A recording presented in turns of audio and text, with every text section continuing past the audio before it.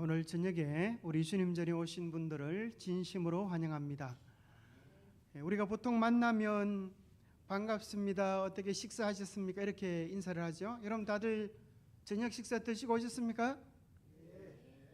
보니까 밥을 못 드셨는지 기운이 좀 적은 것 같아요. 다시 한번 해보겠습니다. 여러분 식사하셨습니까? 예, 우리가 이렇게 이제 인사를 하는데요. 우리가 어떤 사람에게 이런 인사를 할까요? 나의 생명, 나의 전부야. 그렇게 인사할 만한 사람이 있습니까? 누구한테요? 이 인사는 아무에게나 할 수 없는 인사예요. 왜요? 자기가 대신 죽어줄 수 있는 사람, 그를 위하여 대신 죽어도 아깝지 않는 사람, 그런 사람에게 너는 나의 생명, 나의 전부다, 그렇게 말할 수 있어요. 여러분 혹시 그런 사람 있습니까? 목사님이 있다고 큰소리 쳤는데 한번 여쭤보겠습니다. 누구를 위하여 그렇게 죽을 수 있어요? 아이들. 예. 제가 오늘이 무슨 날이에요? 부부의 날, 둘이 하나 되는 날. 우리 사모님 오늘 뭐 좋은 시간 보냈습니까? 아주 깨가 쏟아지는 집안인 것 같습니다. 근데 사실 이제 우리 집사람한테 이거 알리면 안 됩니다만은, 제가 참 우리 집사람을 좋아하고 사랑하지 합니다만은, 만약 우리 집사람이 죽을 일이 있을 때 당신 기꺼이 목숨을 내놓겠습니까? 이렇게 묻는다면 좀 주저스러워요. 사실은 대신 죽어주기가 쉽지 않아요. 그런데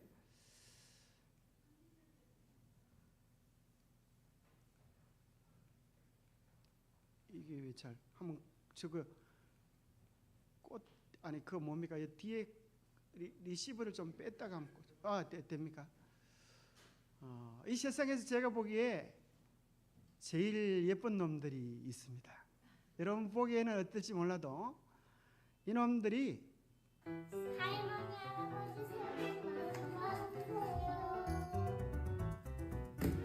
할아버지 사랑해요. 그렇게 얘기하면 제가 아주 가슴이 살살 녹아들어요. 그러면서 무슨 생각이 드는가 하면, 얘들이 누굴까요? 우리 손녀들이에요. 아마 할아버지 할머니들은 대부분 핸드폰에 메인 화면으로 뭐가 들어있어요? 손주 들어있어요. 우리 목사님은 아직 손주 없으시죠? 이 재미를 모르실 겁니다. 근데 참 희한하게도 이 아이들을 보면은 여러분 딸이나 아들이나 그죠? 어릴 때 생각납니까? 이 아이들이 말을 안 들을 때는 정말 한 대 때리고 싶다가도 눈을 감고 곤히 잠들이는 모습을 보면 애비 마음속에서 이런 생각이 들어요. 이 아이들이 행복할 수 있다면 애비로서 못해줄 게 뭐가 있나? 만약에 혹시 얘들이 죽을 만한 일이 있다고 하면 내가 기꺼이 죽을 수도 있겠다, 그런 마음이 나도 모르게 가슴속에서 솟구쳐와요. 여러분 혹시 애비 중에 이런 마음 한 번도 안 들어봤던 애비 손 한번 들어보세요. 손 들면 큰일 납니다. 애비도 아니죠, 그죠? 여러분 애미들 중에, 그죠? 여러분 다 자식들 키워보잖아요. 자식들 키워보면 나도 모르게 아이들의 그 귀엽고 사랑스러운 모습을 보면 그런 생각이 우리 속에 들지 않습니까? 이들이 행복할 수 있다고 하면 내가 못할 게 뭐가 있겠나? 나의 목숨까지라도 기꺼이 주고 싶다, 그런 생각이 우리 마음속에 단 한 번도 들어보지 않았던 애미 있다면 손 한번 들어보세요. 큰일 날 뻔했습니다. 손 들었다고 하면 애미도 아니죠. 사실 이것은 사람뿐 아니라 누구도 그럴까요? 미물도 그래요. 그래서 우리나라 속담에 꼭 먹고 알 먹고 그런 속담이 있잖아요. 이게 무슨 소리예요? 꼭 먹고 알 먹고가. 마당 치고 까지 잡고 또랑 치고 까지 잡고 마당 쓸고 돈 주고 뭐 이렇게 좋은 일만 겹치는 것을 이렇게 표현하는데, 그런데 누구 입장에서는, 꽝 입장에서는 이게 보통 심각한 문제가 아니에요. 꿩은 엄청 두려움이 많아가지고 인기척이 나면 금방 도망가요. 여러분 잡을 수가 없어요. 그런데 언제만큼은 사람이 가까이 다가가도 도망을 안 가요. 뭐 할 때요? 알을 품었을 때. 그래서 그런 알을 품은 꿩을 만나면 사람들이 뭐라 그래요? 꿩 먹고 알 먹고. 근데 꿩은 놀랍게도 사실 목숨을 거는 거예요. 내 사랑하는 자식들을 위하여 애미가 죽으려고 작정하는 거예요. 그런데 무자비한 사람은 그것도 모르고 꿩 먹고 알 먹고 그렇게 다 잡아먹으면 되겠어요, 안 되겠어요? 그 작은 미물들이 도대체 무슨 생각이 있었어? 요즘 자식 버리는 애미들도 있는데 사람보다 더 나은 위대한 사랑을 그들의 마음속에 품을 수 있다는 말이에요. 그것은 이 천지 만물을 창조하신 하나님의 마음이 만물들 속에 깃들어 있기 때문입니다. 그래서 사랑은 흔히 무슨 사랑이라 그래요? 내리사랑이라 그러잖아요. 자식들이 아무리 부모를 사랑한다고 해도 부모 마음을 다 헤아릴 수가 없어요. 그런데 우리가 자식들을 보면 정말 얼마나 사랑스러운지, 사랑하지 않을 수 없는 마음이 우리 속에서 솟구칩니다. 그 말은 하나님께서 우리를 보시면 어떤 마음이 드신다는 거예요? 하나님께서도 우리보다 사랑이 더 클까요, 적을까요? 두 말하면 잔소리지. 우리를 볼 때마다 하나님 마음속에서 나의 생명, 나의 전부야. 네가 행복할 수 있다고 하면 나는 뭐든지 할 수가 있어. 너를 위하여 죽는 일도 할 수가 있어요. 그래서 이 세상의 미물들 중에 아빠가 자식을 위하여 목숨을 거는 고기가 있는데 그게 가시고기라는 물고기입니다.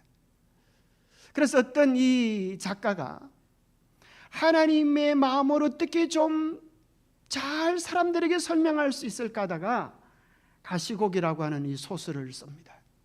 거기 보면 백혈병으로 죽어가는 한 아이가 수술을 받게 되어집니다.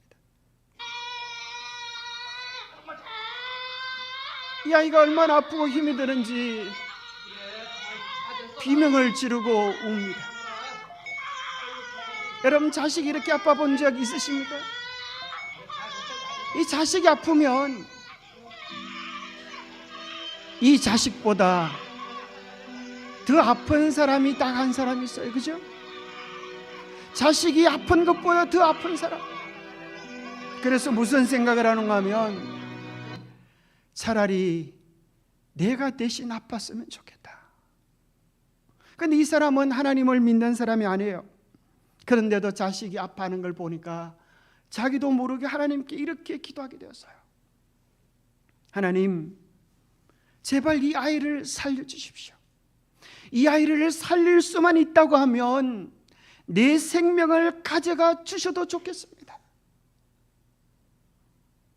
그의 기도 덕분인지 이 아이는 수술이 잘 되고 몸은 회복해 가는데 이 아빠는 이제 병으로 죽게 되어져요.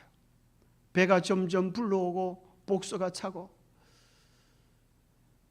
그래서 이제 생각도 못해서 이 아이를 누구에게인가 맡겨야 되는데 누구에게 맡길까 고민하다가 바람나서 집을 나간 애미에게 그래도 애미니까 맡기자 생각하고 그 아이를 이제 어머니에게 맡깁니다. 그런데 이 아이가 마지막으로 아빠에게 이렇게 말합니다. 아빠를 한번 꼭 안아보고 싶어요. 사실은 아빠가 배나 더 아이를 안아보고 싶어요. 그런데 뭐 할 수가 없는가 하면 복수가 차서 죽어가는 자기의 초라한 모습을 아이에게 보여줄 수가 없어요. 그래서 안 돼. 그냥 뒤돌아보지 말고 그냥 가. 마지막 작별의 인사를 나누는 그 장면을 한번 보겠습니다.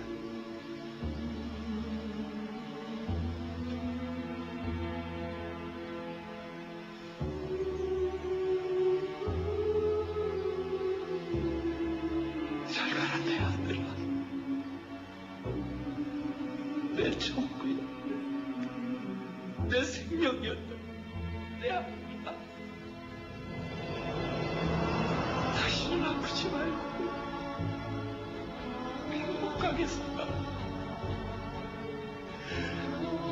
아빠, 널 다시 볼 수 없겠지만 아빠는 아주 죽는 게 아니라 세상에 널 남겨놓고 가는 걸 알아. 아빠는 아주 죽는 게 아니야.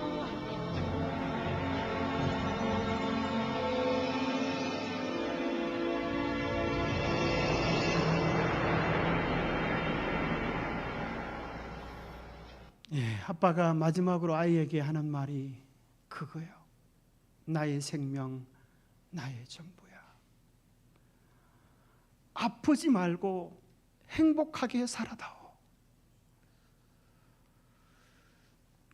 자식이 아파 본 경험이 있는 사람은 그 마음이 어떤 마음인지 알 거예요. 하나님께서 우리를 보실 때 꼭 그와 같은 마음이에요. 우리가 오늘 여기 앉아 있는 우리 모두가 다 하나님의 자식들인데 자식을 위하여 대신 죽어주는 그 아버지의 마음이 우리를 향한 하나님의 마음이라고 이 조창인 씨가 이 마음을 알리기 위하여 가시곡이라고 하는 글을 썼어요. 이 세상에 분명한 것이 별로 없는 것 같아요. 내일 우리의 삶이 어떨지, 또 6월 3일 대통령 선거일인데 이 나라가 도대체 어떻게 될지 아마 걱정하는 분들이 한둘이 아닐 거예요. 우리는 장래를 알 수가 없어요. 그러나 분명한 한 가지가 있는데 그게 뭐예요?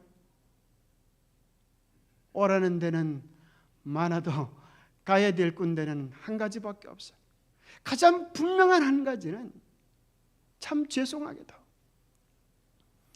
사랑하는 우리의 가족들이 언젠가 떠나야 한다는 거예요. 사랑하는 어머니도 떠나고 사랑하는 아버지도 떠나고 사랑하는 누나도 언니도 우리 곁에 언제까지 함께 있어줄 수 없다고 하는 사실이에요. 여러분 이 부분 잘 아시죠? 이어령이라고 하는 정말 우리나라 최고의 지성을 자부하던 이분이 죽기 전에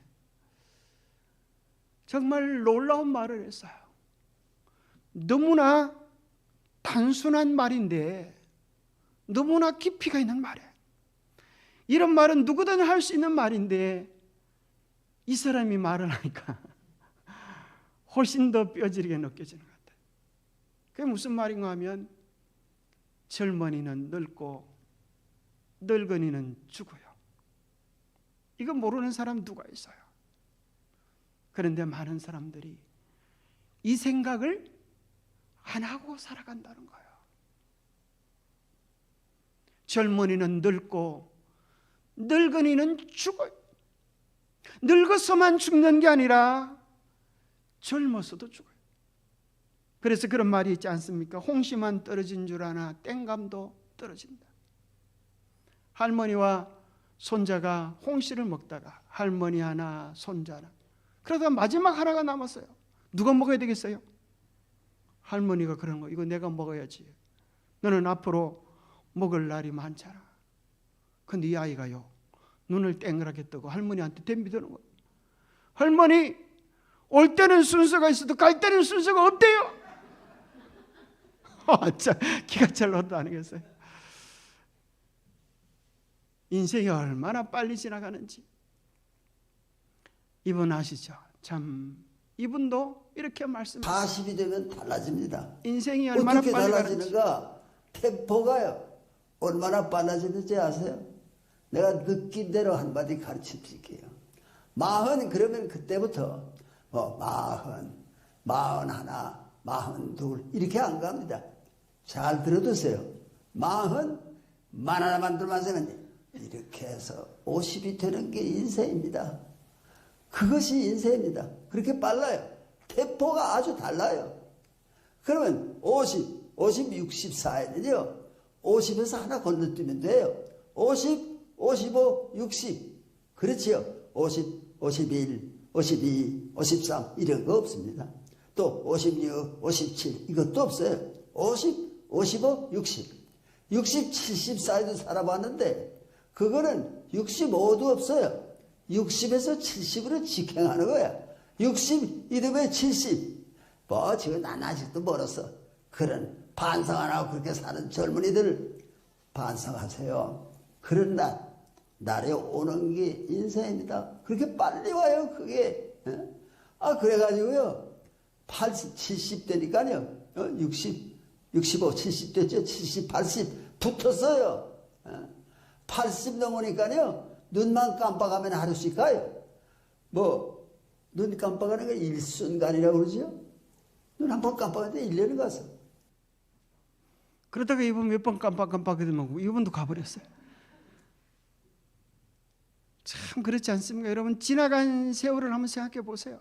뭐 오래 사신 것 같아요? 어젯밤 정말 꿈 같은 시간들이 지나가잖아요. 60, 70, 80이 하룻밤 같습니다. 인생이 정말 번개같이 지나갑니다. 그런데 아무리 재주가 많아도 벗어날 수 없는 게 뭔가 하면 생로병사라고 하는 감옥입니다. 그렇죠? 생로병사. 나서 늙고 병들고 죽고. 여자들은 뭐 좋은 데 시집 갔다 그래도 결국은 밥발 청자며 밥발 청자. 벗어날 수가 없어요. 밥하고 빨래하고 청소하고 잠자고. 그럼 남자들은 뭐 별 재주 있는 줄 아십니까? 밥집 피자며 이게 뭐예요? 밥 먹고 직장 갔다 TV 보고 뒤집어 자고 이렇게 하다가 어느새 죽을 날이 닥치는 것입니다. 얼마나 바쁜지. 오늘도 바쁘게 지나갔잖아요. 우리 인생이 정말 눈 깜짝할 사이에 지나갑니다. 이러한 때에 하나님께서 우리를 살리기 위하여 교회에 오라고 이야기하면 뭐라고 그러는가 하면 밥 먹고 살기 바빠서 갈 일이 없다는 거예요. 근데 참 희한하게도 이 밥이라고 하는 글자를 보면 참 신기합니다. 많은 사람들이 쌀에 목매되어 사는데 쌀미자가 쌀에 의지하며 사는 사람의 결말이 어떻게 되는가? 70, 80 기다려 볼 것도 없어요. 쌀이 죽으면 뭐가 될까요? 쌀미자에다가 시체시 죽음 시자를 붙으면 뭐가 될까요? 요게 무슨 영화면 똥시자입니다. 쌀이 죽으면 뭐가 돼요? 똥이 되는 거예요. 먹고 사는 것에만 목매단 인생은 죽으면 죄송하지만 똥보다 더 냄새나는 시체로 끝이 나는 거예요. 멸망으로 끝이 나는 거예요. 생각해 보면 하나님 알지 못하면 우리 모두가 다 늙어 죽을 병에 걸린 사람들이에요. 무슨 병이라고요? 늙어 죽을 병. 원래 하나님께서 세상을 만들어 놓으셨을 때는 영원히 살도록 만들어 놓았어요. 자, 하루가 1년처럼 실제로 늙어가는 사람이 있는데 그게 무슨 병인가 하면 조로병이라고 해요. 조로병. 빨리 늙는다는 거예요. 이 아이는 몇 살밖에 17살밖에 안 되는데 신체 나이가 80, 90 된 할머니가 되어서 늙어 죽는 거예요. 이 모습을 보는 어머니 마음, 아버지 마음은 얼마나 아프겠어요. 이거 보세요. 참 이런 병들이 많아요. 그런데 알고 보면 우리가 하나님 보시기에 그런 병이 걸린 거예요. 하나님 원래 영원히 살도록 에덴 동산에서 인간을 만들어 놓으셨습니다. 그래서 사람이 생로병사는 뭐에 따라 주어지는가 하면 유전자에 따라 주어지는데 어제 배웠지 그죠? 우리 인체에 설계도가 있는데 설계도가 뭐다? DNA 유전자다. 그래서 희한하게도 남자는 아무리 아기를 안고 젖을 주고 싶어도 젖을 줄 수가 있어요 없어요? 아무리 젖을 쥐어짜도 젖이 나와요, 안 나와요? 안 나옵니다. 한번 해보세요. 집에 갈 때는 안 되나? 왜 안 나올까요? 그렇게 설계되어져 있지 않기 때문에. 뭐에 따라 설계되어져요? 유전자 DNA예요. 그런데 희한하게도 과학이 오늘날 발달되어져 가지고 유전자를 연구하다 보니까 뭘 깨닫게 되었는가 하면 과학자들이, 자, 머리카락도 이게 세포일까요? 손톱도 세포예요. 머리카락을 자르고 나면 또 뭐가 나와요? 또 나오고, 손톱을 자르고 나면 또 나오니까 죽으면 나오고 죽으면 나오고 하는 거 보니까 자꾸 나오면 안 죽어도 될 것 같은데 사람이 죽는단 말이에요. 그래서 연구하다 보니까 아하, 사람을 죽게 하는 사망 유전인자가 있지 않을까. 이것을 발견해 가지고 딱 잘라내면 사람이 안 죽고 영생할 수 있을 거야 라고 하는 생각을 하게 되었어요. 여러분, 말이 됩니까, 안 됩니까? 말이 되는 것 같죠? 드디어 사망 유전인자를 찾아냈을까요? 못 찾아냈을까요? 찾아냈을까요? 찾아냈어요. 그게 뭐예요? 그게 뭐예요? P53이라고 하는 유전인자입니다. P53. 여러분들이 한번 검색해 보세요. 이것은 암 억제 유전자여 가지고 암 걸린 사람들은 이게 거의 없어요. 왜냐하면 P53이 암이 안 걸리도록 방어하는 역할을 하는데 암 걸린 사람들이 이게 없어가지고 암이 걸려버려요. 여러분들이 대부분 우리 몸에도 하루에 수백 개, 수천 개씩 암이 생기지만, 암세포가 생기지만 암이 걸리지 않는 이유는 P53이 암세포를 회개시켜가지고 우리가 살아가는 거예요. 그런데 사망 유전인자가 바로 P53이라고 하는 사실을 발견했어요. 이걸 딱 잘라내려고 하니까 P53이 없으면 사람이 어떻게 된다고요? 암에 걸려 죽고, P53이 있으면 수명대로 살다가 죽고. 이 지구 환경 속에는, 지금 오염된 세상 속에는 P53이 없으면 우리가 암에 걸려 죽어요. 그래서 이 과학자들이 뭐라고 결론을 내리는가 하면, 원래 인간은 영원히 살도록 만들어져 있는 존재인데 우리 실력으로는 어쩔 수가 없다. P53이 있으면 수명대로 살다 죽고 없으면 암에 걸려 죽으니 말이에요. 성경은 우리의 사망의 원인에 대해 이렇게 말합니다. 죄의 싹선 사망이에요. 우리가 죽게 된 궁극적인 원인은 죄 때문에 죽는데 누군가 나를 대신하여 죽어줄 수 있는 사람이 없다고 하면 우리는 결국 죽음으로 끝날 인생을 살 수밖에 없다. 이 세상에 누가 나를 위하여 대신 죽어줄 수 있겠습니까? 두 가지 조건이 필요해요. 첫 번째는 나를 위하여 대신 죽어줄 수 있는 사람이어야 하고, 두 번째는 그 사람은 죄가 없어야 돼요. 왜요? 죄가 있으면 지도 죄값을 지불해야 되기 때문에 자기 빚 갚기도 바빠요. 남 빚 갚아줄 여력이 없어. 그래서 이 세상에 있는 수많은 종교들은 궁극적으로 뭐라고 이야기하는가 하면, 내가 너의 생명을 대신 주겠다라고 말할 수 있어야만 진정한 종교가 될 수 있어요. 그저 인생을 즐겁게 재밌게 살다가 죽으려고 하면 구태여 신앙을 할 필요도 없어요. 뭐만 하면 돼요? 그저 오락, 즐거운 오락, 동우회, 요즘은 뭐 노래 부르는 그런 텔레비에 나오는 거 좋아하대요. 그죠? 그 정도 연속곡만 봐도 여러분 재밌게 해줘. 그러나 정말 진정한 신앙은 뭘 해결해 줄 수 있어야 하는가 하면 우리의 죽음의 문제를 해결해 줄 수 있어야 하고, 우리에게 영원한 생명을 줄 수 있어야 합니다. 누가 우리를 이 사망의 몸에서 건져주랴 탄식을 하는데, 자, 이 세상에 있는 모든 종교는 딱 세 분에게서 왔습니다.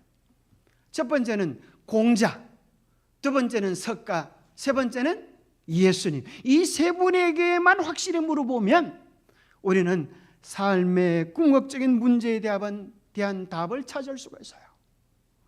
공자님에게 가가지고 공자님 우리에게 죽음의 비밀을 알려주십시오 이렇게 말을 하면 공자님이 뭐라 그럴까요? 공자님이 이렇게 말했어요. 삶의 이치도 깨닫지 못했거늘 어찌하여 나에게 죽음을 묻느냐. 나는 사는 것도 잘 모르는데 나한테 죽음에 대하여 묻지 마라. 그런데 어떤 사람들은 우리가 유교를, 조상을 잘 섬기고 제사를 잘 지내면 그것이 복을 줄 줄 알고 그렇게 살아가는 사람들이 많아요. 옛날 우리 어머님들 중에, 우리 세대는 아니지만 어머님들 중에 3년상을 치른 분들이 계시죠. 혹시 여러분 중에 3년상 치러보신 분 계십니까? 혹 계세요? 옛날 우리 어머님들은 다 치르렀어요. 언제부터 3년상이 없어지게 되었을까요? 혹시 아세요? 3년상이 없어진 것은 박정희 대통령 때 가정 의례 준칙을 통하여 3년상을 3일상으로 바뀌어져 버렸어요. 그때 많은 유교 유생들이 이렇게 말했습니다. 우리가 조상 덕에 잘 먹고 사는데 조상을 섬기지 않으면, 이 나라가 망하면 어떻게 되겠느냐 그랬어요. 여러분, 3년상을 3일상으로 바꾸니까 이 나라가 망했어요? 망하기는커녕 그때부터 뭐 하게 됐어요? 잘 살게 됐어요. 그래서 60대 넘으신 어르신들은 다 하나같이 이렇게 말해요. 우리나라의 대통령이 많아도 진짜 대통령은 박통밖에 없다. 왜냐하면 박통이 우리에게 밥통을 앵겨줬으니까. 보릿고개 넘어가다가 많은 조상들이 굶어 죽었는데 그때부터 보릿고개가 해결되어지고 먹고 사는 문제가 해결되어졌기 때문에 그렇게 이야기합니다. 사실 공자는 뜻은 좋았지만 이 땅에서 뜻을 실현하지 못하고 죽었습니다. 왜냐하면 자기를 알아주는 왕을 만나지 못했어. 세상을 떠돌다가 결국 죽었습니다. 그러다가 한 번은 그의 아들도 죽고 그의 제자 안현이 죽자 공자가 이렇게 탄식했는데 그게 논어에 기록되어 있습니다. 뭐라고 기록되는가 하면 하늘이 나를 버리시는구나. 하늘이 나를 버리시는구나. 자기는 하늘이 아니라는 거예요. 하늘에 따라서 비가 오지 않으면 말라 죽어가는 식물같이 연약한 존재라는 거예요. 그러면 오늘날 많은 사람들이, 절에 다니는 사람들 중에 많은 사람들이 부처님이 복을 줄 줄 알고 부처님이 영원한 생명을 줄 줄 알고 절에 다니는 분들이 많이 계셔요. 그런 분들에게 여러분 한번 물어보세요. 부처님이 무슨 뜻입니까? 부처가 무슨 뜻입니까? 라고 물어보면 아는 사람도 별로 많지 않아요. 그저 많은 사람들이 자기 생각에 부처님이 복을 주고 극락가게 해주는 것 아닌가, 그런 생각으로 다녀요. 근데 불교를 똑바로 알면 남의 다리 끌고 있는 거예요. 부처라고 하는 말의 뜻이 뭔가 하면 깨달은 자, 그런 뜻입니다. 그래서 이 말은, 자, 여러분이 절에 가다 보면 이런 소리 하죠. 손을 이렇게 모으고 뭐 하라 그래요? 성불하십시오, 이렇게 말해요. 부처 되십시오, 이 말이에요. 당신도 깨달아서 부처가 되십시오, 이 말입니다. 그러니까 누구든지 깨닫기만 하면 부처가 될 수 있다. 이것이 불교의 가르침이에요. 제가 한 번은 부처가 탄생되어졌던 그걸 찾아봤어요. 석가탄신일을 맞아 불교가 탄생했을 때의 배경이 궁금해요. KBS 여기 사이트에 보니까 언제 어떤 배경에서 부처가 나왔는가, 석가모니가 나오는 걸 찾아보니까 제가 깜짝 놀랐어요. 자, 부처님은 언제 사람일까요? 몇 년도 사람일까요? 아이고, 목사님 교회 왔는데 뭐 그 어려운 문제를 내십니까? 제가 절에 왔으면 그럴지 몰라도 여러분 요 정도는 좀 알고 있어야 돼요. 그래도 여러분들이 뭐 좀 얘기를 좀 할 게 있어야 되잖아요, 그죠?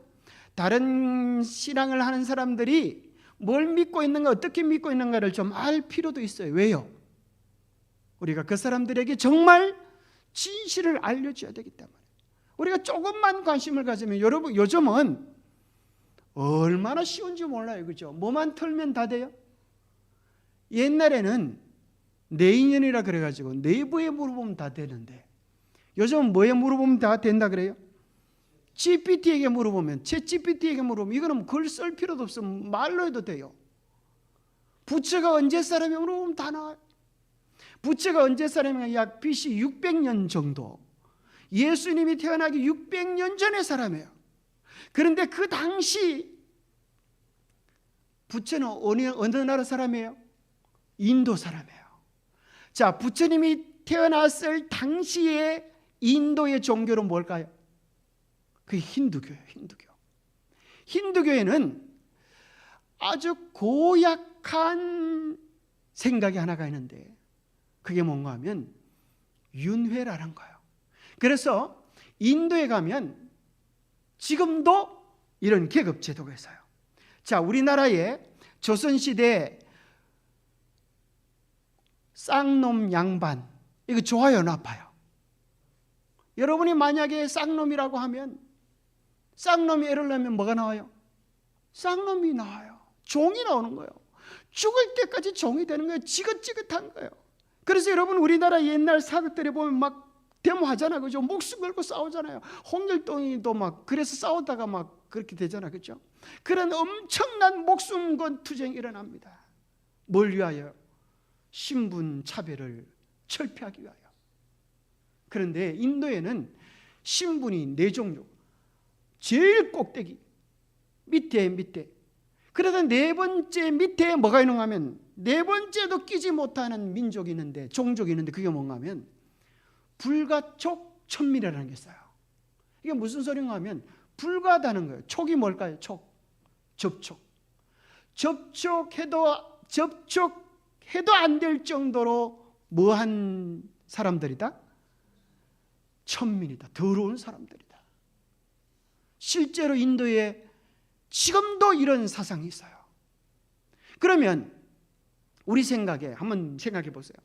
우리가 태어나는데 딴 사람은 다 사람 대접하는데 나는 불가촉 천민이라 그래가지고 사람 대접을 못 받아. 기분 나쁠까 좋을까? 기분 나쁘죠. 자, 얼마나 천한 대접을 받는지 한번 잠깐 보겠습니다. 불가촉 천민입니다. 인도에서는 여러 가지 이름으로 불렀는데 부정 타는 사람, 다하면 안 되는 사람, 이런 뜻을 가지고 있죠.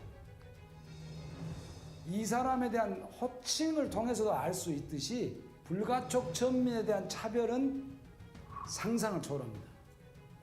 눈으로 보기만 해도 오염된 존재라고 여겼거든요. 그래서 다른 사람들이 미리 피할 수 있도록 마을에 들어올 때는 막대기를 딱딱딱 치면서 소리를 내거나 방울을 달고 들어와야 했거든요. 마을 바깥에 살았으니까. 자기가 오염됐으니까 빗자루로 자기 발자국을 이렇게 쓸면서 이렇게 이제 뒤로 엉거주춤 이제 가는 그런 것도 있었고요. 참 얼마나 비참한 사람들이에요. 습관 보니까 가만히 생각해 보니까 똑같은 사람으로 태어나가지고 이렇게 멸시천대를 받을 수는 없다. 그래서 보리수 나무 밑에 앉아서 깨달은 게 뭔가 하면 무슨 깨달음을 가졌는가? 이걸 깨달았어요. 윤회는 없다. 자, 왜 윤회가 있다고 생각하는가 하면 이게 윤회 때문에 뭐가 생겨요? 불가촉 천민이 생겨. 막 욕을 하고 멸시를 하는데도 여러분 인도의 여행기 보면 이렇게 나와요. 심지어 공항에서 막 발로 걷어차고 욕을 하고 침을 뱉는데도 이 사람은 한마디 대꾸도 하지 않고 몸으로 그걸 다 받고 그냥 싱긋이 웃어요. 왜 그러냐고 물어보니까 이 사람이 불가촉 천민이라는 거예요. 왜 이런 고생을 당하는가 물어보면 이렇게 말해요. 우리는 농담삼아 그런 소리 많이 하죠. 전생에 뭐 때문에요? 죄를 지어서. 이 사람들은 실제로 그걸 믿는 거예요. 전생에 죄를 지어서 자기가 천민으로 태어났고 지금 이 생에서 업을 잘 빚을 갚으면 다시 내세에서 좋은 계급으로 태어날 수 있다고 믿기 때문에 그 모든 인격적 모욕을 당하면서도 전생에 내가 잘못해서 그렇지. 그렇게 생각하는 거예요. 부처가 깨달은 게 그거예요. 전생이란 없다. 극락도 없다. 그래서 불교를 만들어요. 원래 불교의 가르침. 그런데 놀랍게도 오늘날 한국에 있는 종교는 그게 아니에요. 이걸 갖다 무슨 불교라고 하면 대성불교. 자, 오늘 여러분 딱 한 가지만 알아도 돼요. 불교는 두 가지가 있는데 소성불교, 대성불교. 소성불교는 언제 불교인가 하면 부처님이 가르쳤던 정통 가르침을 뭐라 그래요? 소성불교. 몇 년도요? BC 600년. 그럼 대성불교는 언제 나오는가? AD 200년경에. 여러분 이거 뭐 찾을 것도 없어요. 여러분 이렇게 딱 검색하면, 인터넷에 검색하면 이렇게 나와요. 대성불교 딱 검색하면 뭐가 나오는가 하면 언제 AD 200년경에 누가 나오는가 하면 나가르 주나라고 하는 사람이 나와가지고 이런 걸 얘기했어요. 부처님의 가르침은 자기만 구원하려고 하는 소성, 작은 거다. 나는 인류를 구원하는 큰 불교의 가르침을 세상에 나누어 주겠다. 이렇게 해서 대성불교를 창시했어요. 나가르 주나 외우기가 힘들면 이렇게 해보세요. 부처님의 가르침은 나가리다. 이러면 뭐예요? 나가리. 나가르 비슷하죠? 주나 주인공은 나다. 이렇게 오시면 좀 기억이 됩니까? 나가르 주나. 근데 이 사람이 한문으로 하면 뭔가 하면 용수보살이에요. 용수보살. 자, 여러분 연도만 기억해도 좋겠어요. 소성불교는 BC 600년, 대성불교는 AD 200년. 그런데 용수보살이 뭔가 하면 용용자요. 숫자는 머리 숫자. 그래서 이 사람은 용 정체가 용이에요. 용. 용수보살의 동상이 이거예요. 머리는 사람인데 몸이 뭐예요? 용이에요. 우리는 뭘 깨닫게 되는가 하면 성경에 나와 있는 용, 마귀의 가르침이 정말 그 속에 있는 것 같아요. 절에 가보면 온통 그림들이 용이잖아요.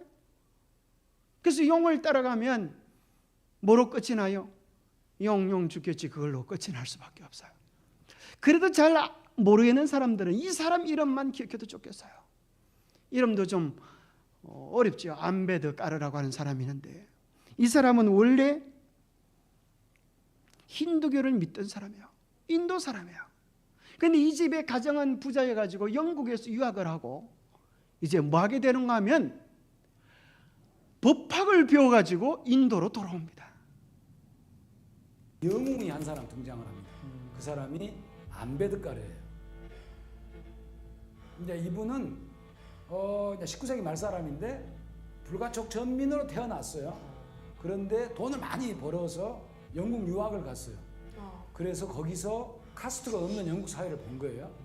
그래서 인도로 돌아와서 간디하고 같이 손잡고 불가촉 전민 차별 철폐 운동에 적극적으로 나섭니다. 자, 이 사람은 불가촉 천민이에요. 그런데 영국에 가보니까 불가촉 천민이 없는 거라. 모든 사람이 사람 대접받고 잘 사는 거예요. 이러한 세상을 구현하고 싶어서 인도에 와서 그걸 얘기하는데 사람들이 믿어줘 안 믿어줘? 천민이 뭔 말이 많아 이거예요. 천민이 뭔 말이 많아. 이 사람이 인도에서 법무부 장관이 됩니다. 그리고 불가촉 천민을 폐지하는 법을 만들어요. 그래도 이 나라의 종교가 원래 힌두교니까 이게 바뀌어지지 않은 거예요. 윤회 사상이 바뀌어지지 않은 거예요. 그래서 이 사람이 뭐 하는가 하면 50만 명을 데리고 불교로 개종을 해버려요. 왜요? 불교에는 윤회가 없으니까, 인종을 차별하는 게 없으니까. 뭘 위하여요? 불가촉 천민 해방 운동을 위하여 그렇게 합니다. 그래서 인도에는 암베드카르를 성자로 모시고 불교의 아버지라 이렇게 얘기해요. 그래서 학교 가면 이분의 사진이 학교 앞에 이렇게, 우리나라 북한에 가면 김일성 동상이 김일성 사진 있는 것처럼 이분의 사진이 있고, 이 사람이 태어난 날이 인도에 가면 공휴일이에요. 이분만 봐도 뭘 알 수가 있는가 하면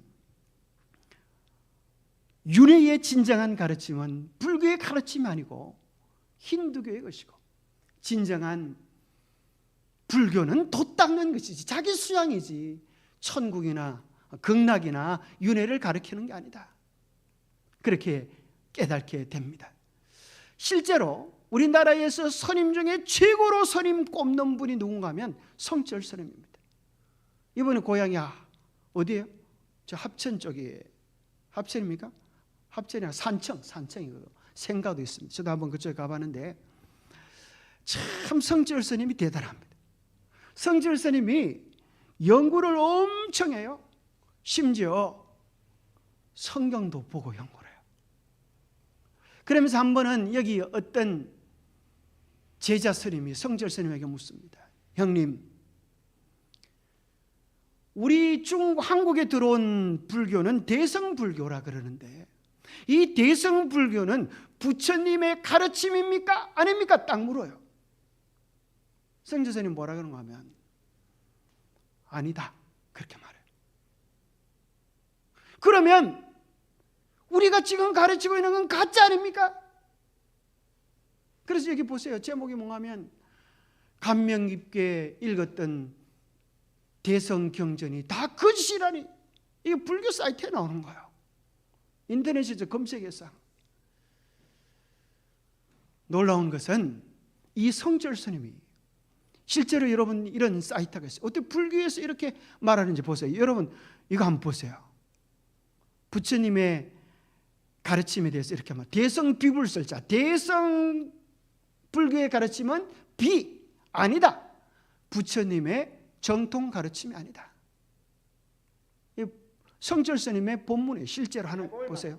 어느 학교를 보든지 말이죠. 여러 가지로 봐서 검토해본 결과 부처님 당시에 성립된 말이 아니고 부처님 당시에 말이야 성립된 글이 아니라는 것이 완전히 판매되어 있습니다.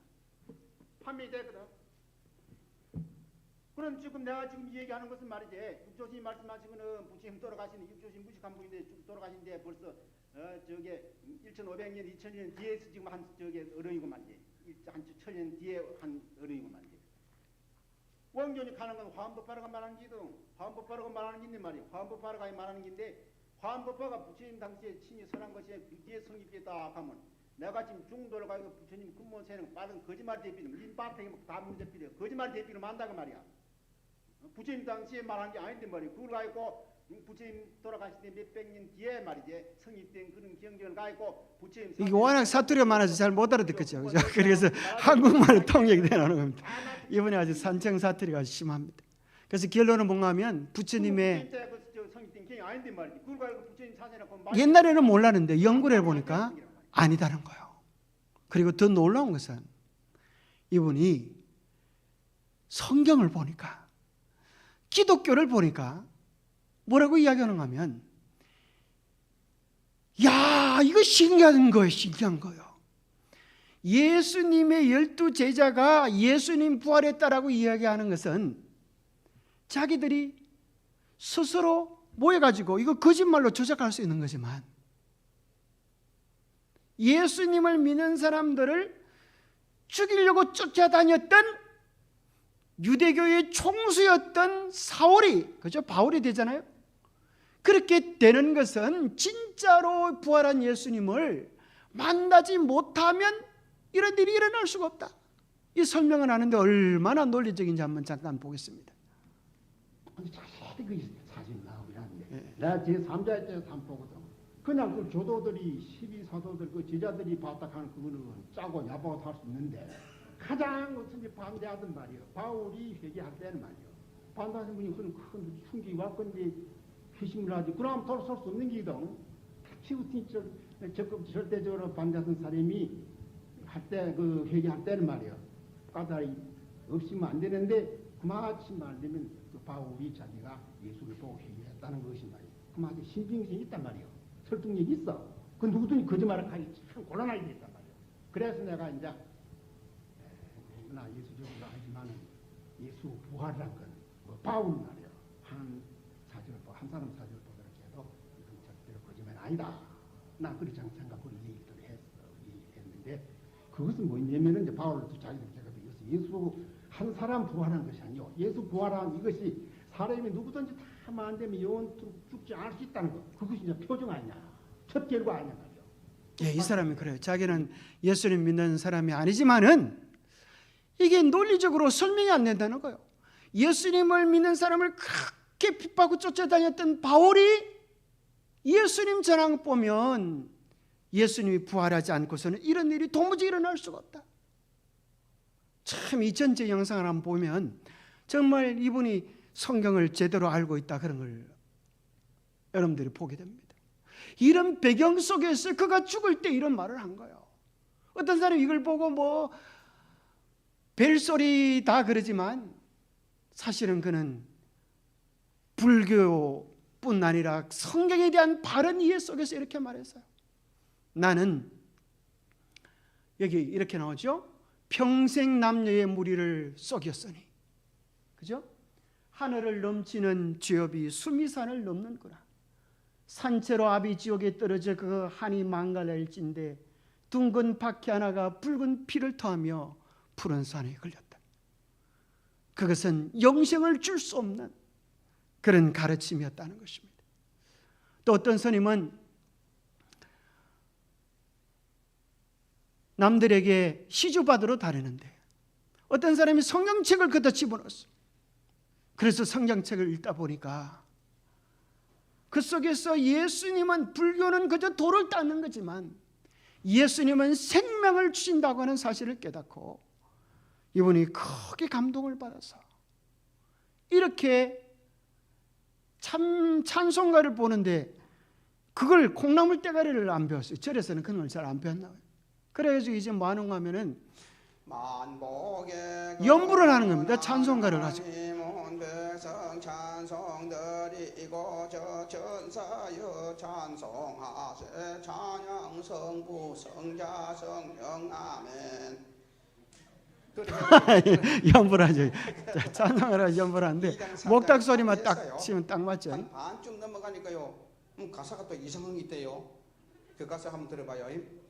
멀리 멀리 갔더니 처량하고 고나며 슬프고 외로워 정보 없이 다닙니다. 예수 예수 내 주여 곧 가까이 오셔서 쉬떠나지 마시고 부형같이 되소서.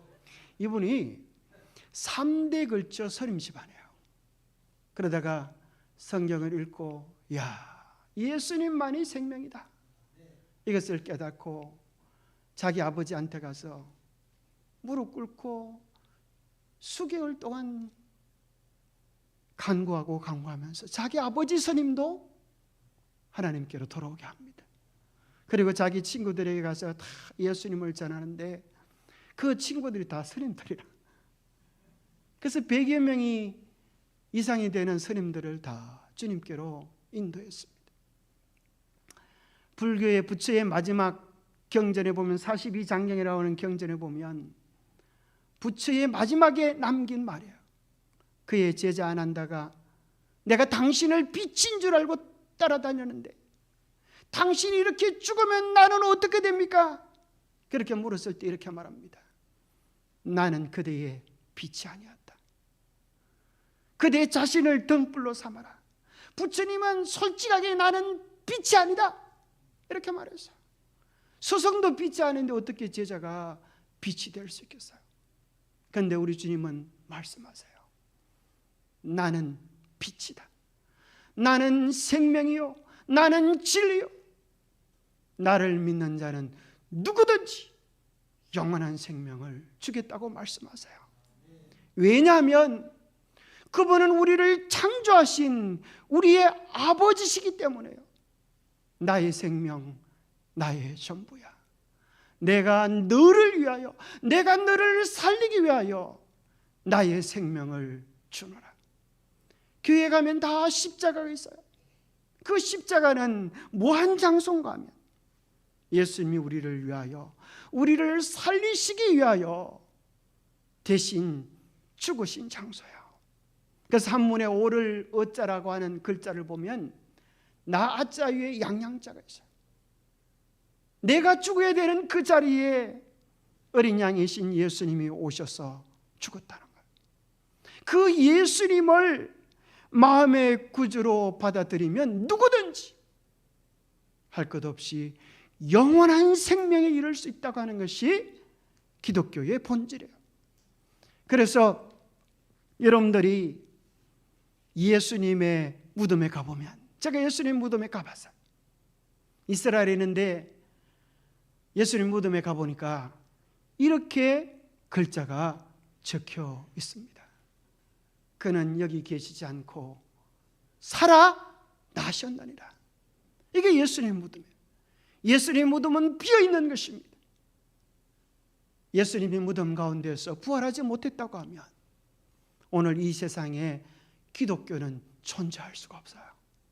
왜냐하면 다 살기 위하여 도망쳤던 제자들인데 부활한 예수 그리스도를 만나고 우리의 생명은 일시적인 것이지만 예수님을 믿고 구주로 영접하면 영원한 생명이 있을 수 있구나.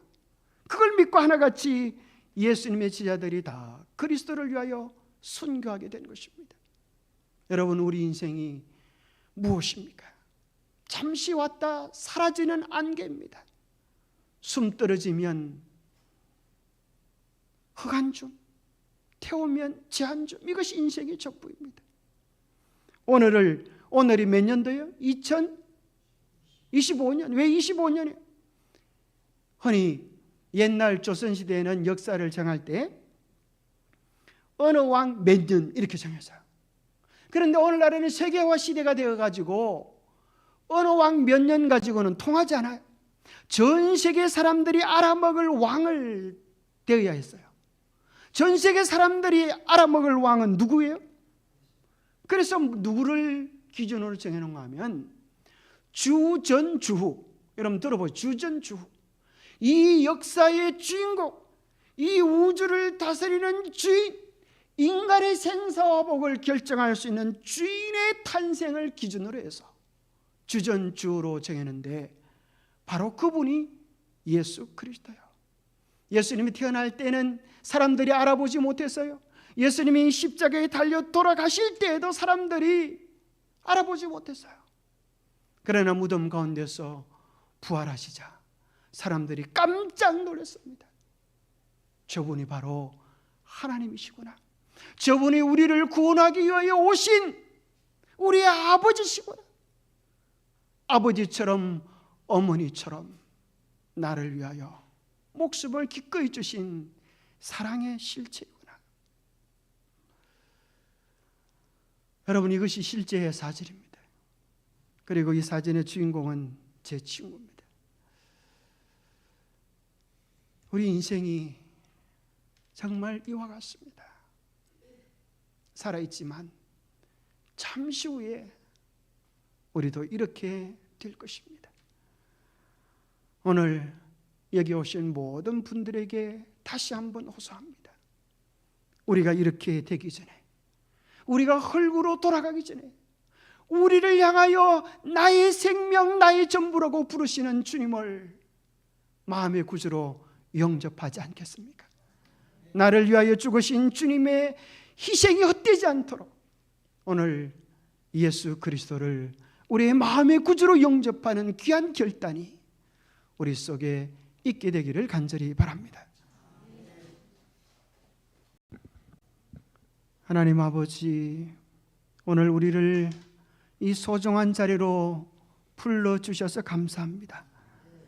젊은이는 늙고 늙은이는 죽는다고 하는 이 엄숙한 사실을 기억하게 도와주시옵소서. 우리의 생명이 다하기 전에 오늘 나의 생명, 나의 전부라고 부르시는 주의 음성을 듣게 하여 주시옵소서. 우리를 위하여 가장 소중한 생명을 기꺼이 주신 주님을 오늘 우리 개인의 구주로 영접하게 도와주시옵소서. 그래야 주님 주신 영원한 생명이 우리의 생명이 되게 하여 주시옵소서. 주님의 그 귀한 사랑을 나의 것으로 받아들여 이제는 죽음으로 끝날 인생이 아니라 영원한 하나님의 자녀로 하늘의 소망을 누리는 귀하고 놀라운 특권을 가진 하나님의 자녀가 되게 하여 주시옵소서. 하나님의 성령의 인도하심이 오늘 우리 모두의 마음을 두드려 주셔서 하나님의 자녀된 벅찬 감격을 가지고 이 세상을 살아갈 수 있도록 축복하여 주시옵기를 우리 주 예수 그리스도 이로 머지하여 간절히 간구하옵나이다.